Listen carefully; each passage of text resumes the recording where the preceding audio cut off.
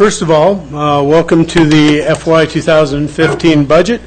This budget was presented to the City Council on the 14th and 15th of August or July.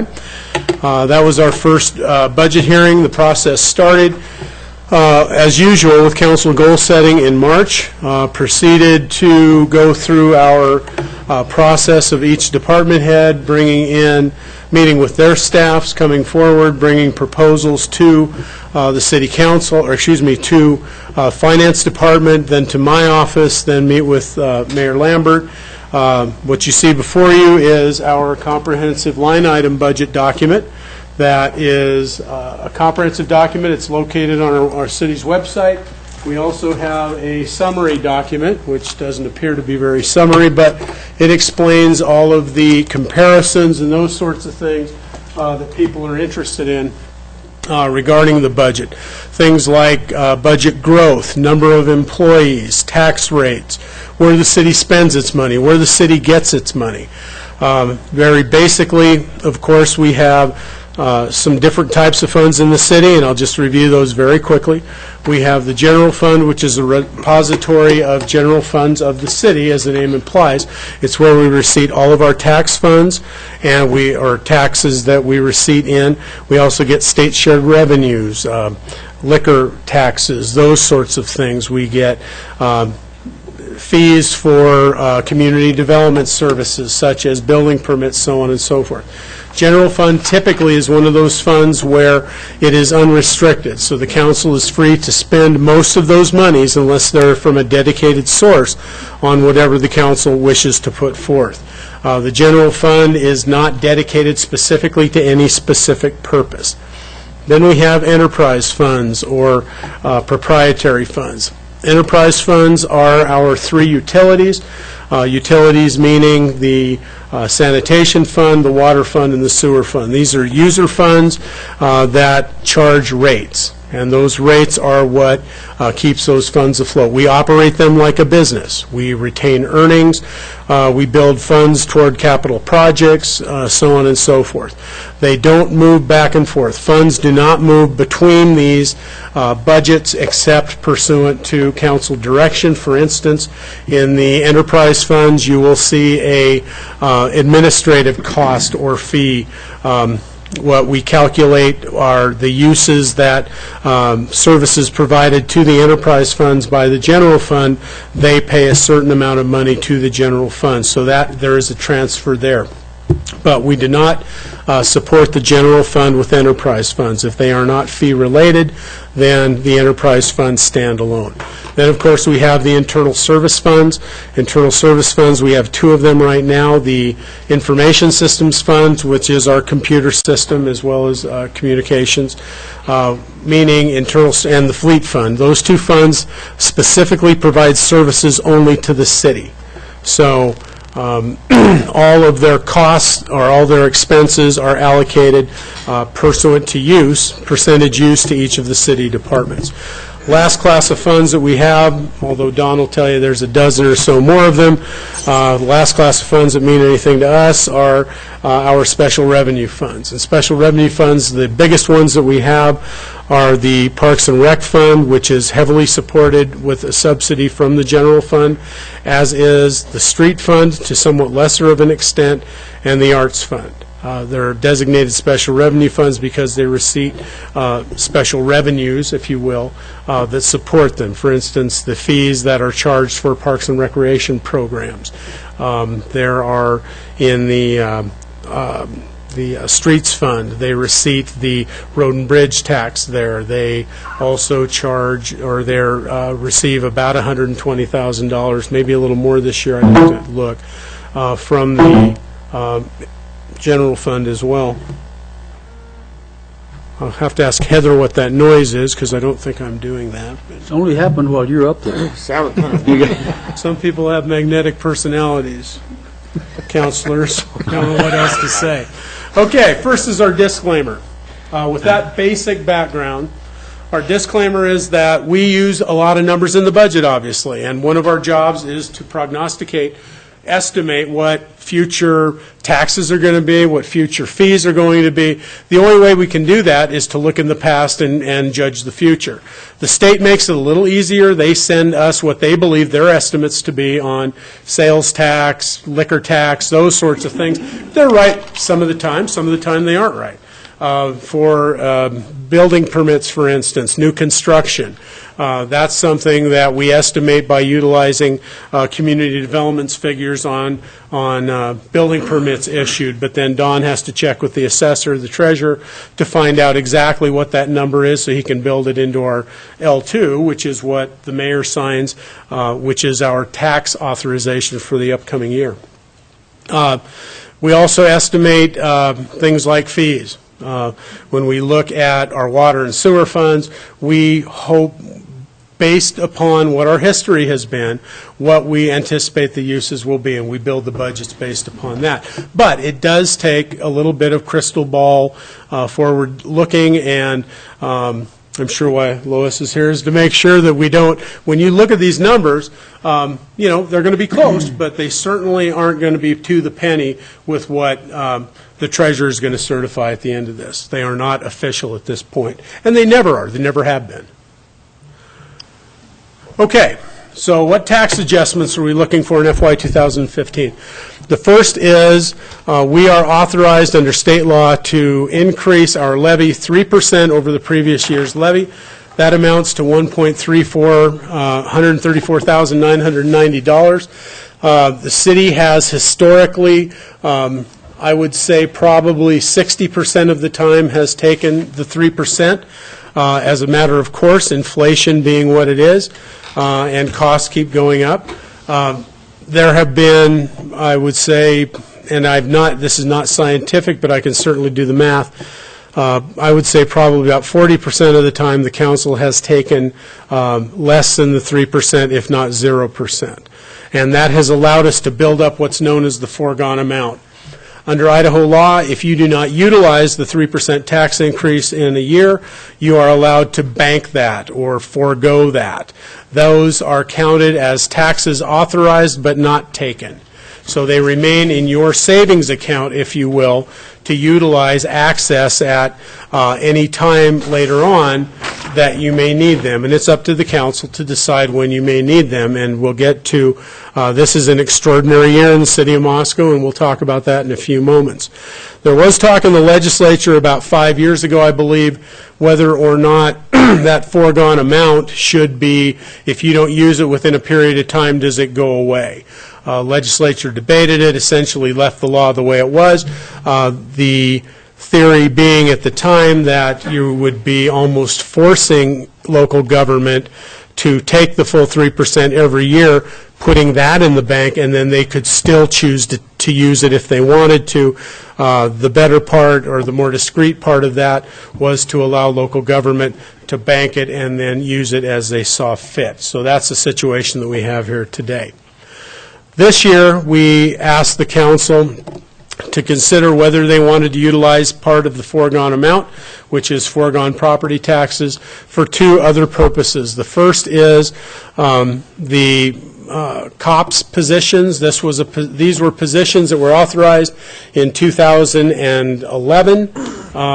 They were taken in 2012. It authorized us to accept a grant from the federal government, which paid for 2 police positions that we were unable to fill because of budgetary issues. At that time, the council was advised, and in subsequent budget years was advised, that we were going to have to, at some point, fund those positions. So that was this year. We came forward. It was extraordinary. So we requested that the council consider utilizing foregone amount for that. That amounts to 3.43 of the percentage from the previous year, or $154,365. Gary? Yes, sir. If I may, Mayor, I believe we committed to at least 1 year of funding of those positions after the grant funds ran out? Yeah, if I may. The grants typically, and it's been this way since they had the burn grants back in the 90s, was that and the way those grants worked is they paid the full amount the first year, 2/3 the second year, 1/3 the third year, and the agreement was that you would continue to fund those positions. They weren't intended just to get you stocked up and then you pull the funding out later and you go back down to a need position. This grant, like most of them, strongly encourage you to hold those positions for a longer time, but at least the period of a year. And during that time, if you get rid of them previous to that, and there's no penalty other than you will not be able to reapply for grants in the future. So they don't come and ask for the money back, but they do strongly discourage it because it puts you at a disadvantage should you ever come forth with another grant. Bill. Dan? So is this tied to that specific person that was hired under this, or just No. the fact that, okay, for numbers' sake, we have 20, this gave us money for 22, so we have to have 22 positions for at least that extra year? We have never tied a name to a Right. position. We have a patrol position, I believe, somebody can correct me if I'm wrong, I believe one was a patrol position and one may have been the school resource officer. Positions were fully funded by this grant. I believe that's where how they were funded. And along this line of questions, we still are maintaining a level of need for that number of police officers within our force. Actually, yes, we have. There's been no evidence of any reduction of need. We have not constricted or contracted the police department. However, as you know, we're embarking on a strategic planning initiative, and we'll look at all departments to determine if we're right-sized. But, yeah, we have not expanded or contracted the police department, the numbers in the Wayne, police you have a department. comment? Gary, I think it's worthwhile to note, too, that even with these two positions, that the police department is still staffed one less than what they were in 2008, prior to the acceptance of this grant and bringing these two officers back on. So we're still not up to full complement. Well, yes, you're exactly right. And that position was actually when we combined the position of assistant chief and chief. It was not intended that the assistant chief's position would be filled after Chief Duke moved up. But that, of course, every time a position is lost, attrition, somebody retires, someone leaves, we always look at it and determine, okay, how are we doing? Does the budget, can we refill this? Is the need still there to have it? So we look at it as it comes up. But we are not running a deficit per se at this time. But Wayne's exactly right. We have one less complement than we did in 2008. Okay, the next foregone amount that we're asking authorization for is the airport runway realignment. This is a fairly late to the game request. The runway realignment project has been on everybody's radar, so to speak, over the past couple of years, thinking that it was going to be about $66 million to do it, which sounds like a lot of money. The estimate now is $89 million, and that's all based on FAA changes, engineering estimates, those sorts of things. The part that was not really made clear, I think, to local government was, what are we going to have to pay in order to access these federal grants? And you've all heard the stories about the FAA changed the grant from 6% match several years ago to a 10% match across the nation, unless you are a state that has a elevated percentage, if you will, of federal land and tribal land, thereby not generating taxes. You could go down to 6.125. Was the difference in the two match calculations. Because this is an Idaho airport located in Washington, the mayor of the city of Pullman, mayor of the city of Moscow, and staff, along with their councils in support, lobbied the federal congressional delegations from Washington and Idaho to come up with a better opportunity than the full 10% that Washington is held to. What they have settled on, at least in theory at this point, is 8.125%. For a match, which saves about, saves 1.85%. If it's a $10 million match, it saves you $1.875 million. So that's a step in the right direction. However, that match needs to come from somewhere. Right now, the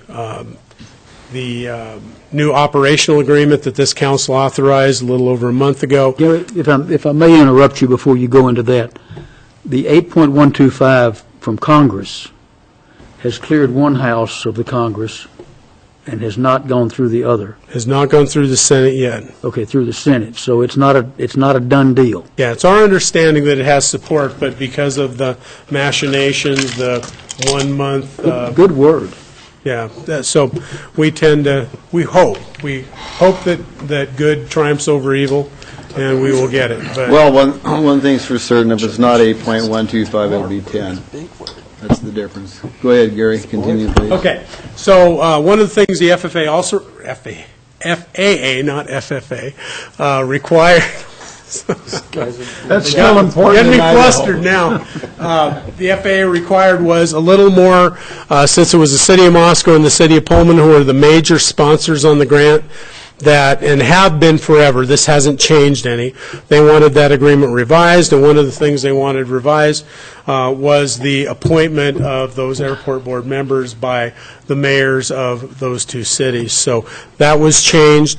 In addition, it became clear that some portion of this, hopefully 8.125%, would come down to the City of Moscow to support and the City of Pullman to support.